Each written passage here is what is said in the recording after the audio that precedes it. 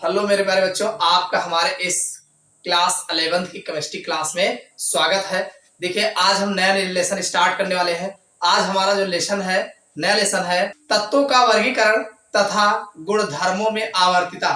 ये हमारा लेसन है। ये क्लास 11th का ये थर्ड लेसन है।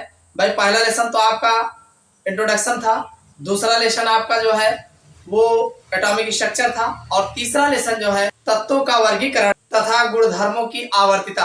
देखिए, इसमें हम जो है तत्वों का वर्गीकरण, देखिए इसमें दो पार्ट आपको देखने को मिलेगा। पहला है तत्वों का वर्गीकरण, यानी तत्वों को किस प्रकार से वर्गीकृत किया गया है, और दूसरा जो आपको इसमें देखने को मिलेगा कि इन गुणधर्मों की आवर्तिता, यानी जो पीरियोडिक टेबल है, जो हमारी टेबल बनाई गई है, तत्वों को वर्गीकृत किया गया है, इनके क्या गुणधर्म है, कौन कौन से गुणधर्म होते हैं हमारे पीरियोडिक टेबल के, इसके बारे में जो है आपको जो है इस लेसन में देखने को मिलेगा। तो आप हमारे साथ बने रहिएगा, आप हमारे साथ जुड़े रहेंगे तो हम आपको पूरी पीरियोडिक टेबल जो है, भाई मेंडलीव की मूल आवर्त सारणी क्या है, कहां से स्टार्ट हुआ है, सबसे पहली कौन सी आवर्त सारणी बनाई गई, उसके बाद मेंडलीव की आधुनिक आवर्त सारणी क्या है, और फिर जो है दीर्घाकार आवर्त सारणी क्या है, इन सब के बारे में बारी बारी देखेंगे। और फिर इन आवर्त सारणियों के गुणों के बारे में हम विवेचना करेंगे।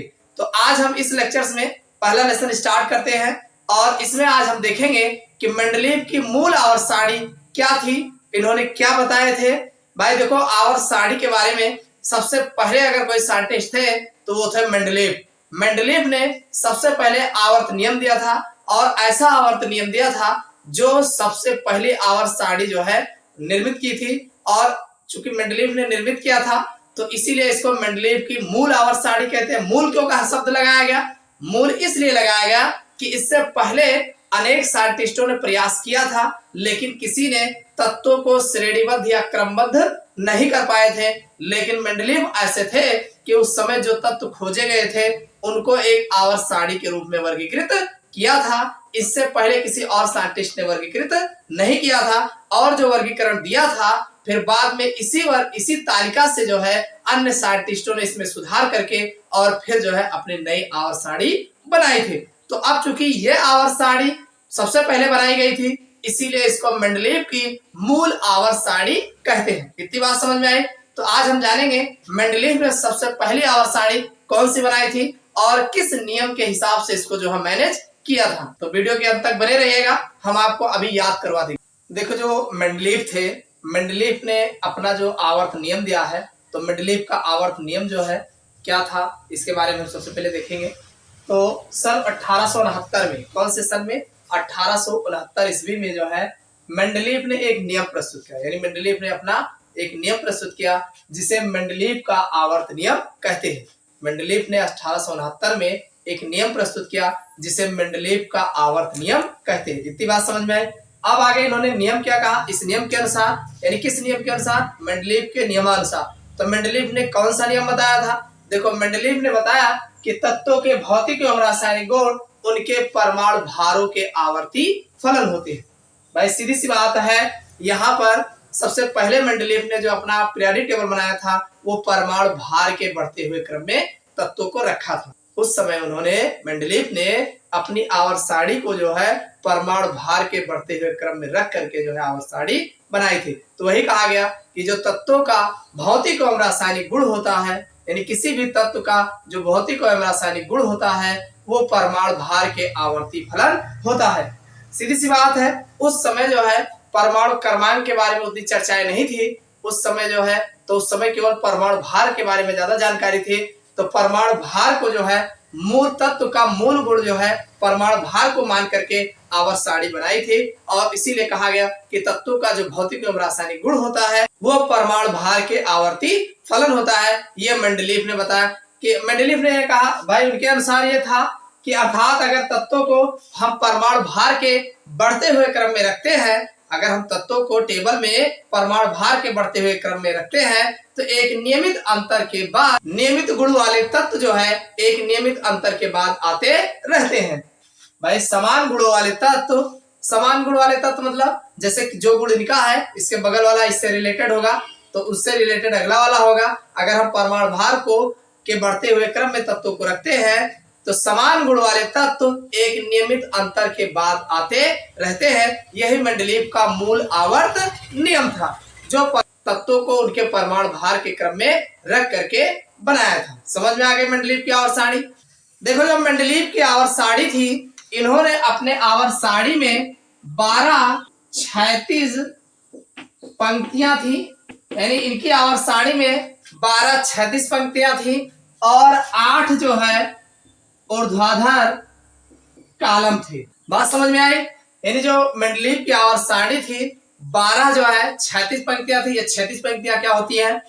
देखो, इस तरीके से ये जो इनकी पंक्तियां थी, इनकी पंक्तियों की संख्या जो थी ये 12 थी, यानी 1 2 3 4 5 6 7 8 9 10 11 12, यानी ये 12 थी। इस तरीके की पंक्तियां जो इनकी थी, उनकी संख्या जो थी वो 12 थी और जो ऊर्ध्वाधर कॉलम थे वो 8 थे, यानी 1 2 3 4 5 6 7 8।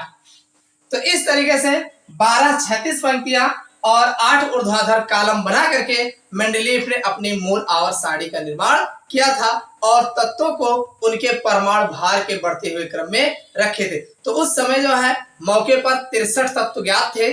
63 तत्व को उन्होंने परमाणु भार के हिसाब से मैनेज किया था और साथ में जो है बीच बीच में खाली स्थान भी छोड़ दिए थे।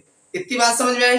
अब इनकी आवर्त सारणी के हमें लाभ क्या मिला, यानी इनकी आवर्त सारणी से हमें क्या क्या लाभ देखने को मिला, इनके बारे में हम बात कर लेते हैं। तो अगर हम बात करते हैं मेंडलीव की आवर्त सारणी के लाभ कौन कौन से, तो सबसे पहला इनका लाभ था अध्ययन में सुविधा।